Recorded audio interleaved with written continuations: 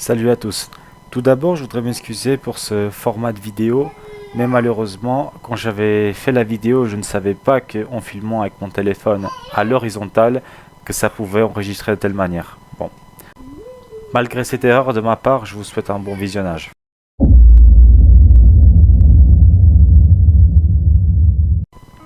Comme vous le voyez, ici j'ai déculassé et on va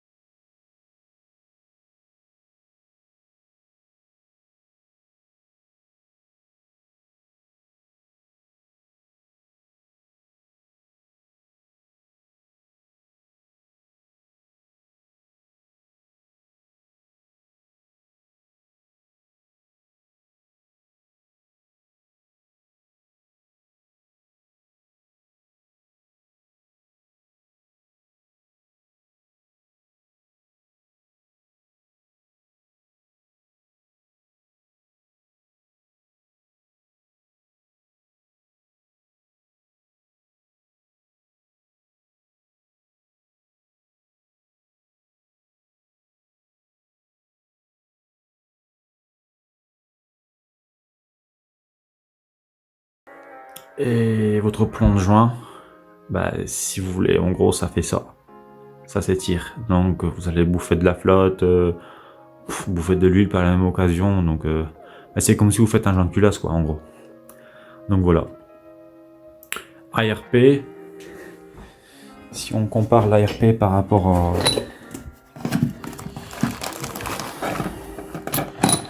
une visserie traditionnelle, c'est quoi? C'est qu'en fait, si on compare ici, on voit bien qu'on a deux filetages des deux côtés. Donc, plutôt que venir tout simplement mettre la vis et la serrer au bon couple, ici en fait, on met le goujon. On voit bien. Donc, on le serre. Et une fois que la culasse est posée dessus, en fait, c'est sur la partie du haut qui vient se visser. Donc forcément, c'est meilleur parce que vous avez un couple qui est émis ici et vous avez un autre couple qui est émis ici. Donc si vous voulez, ça appuie mieux.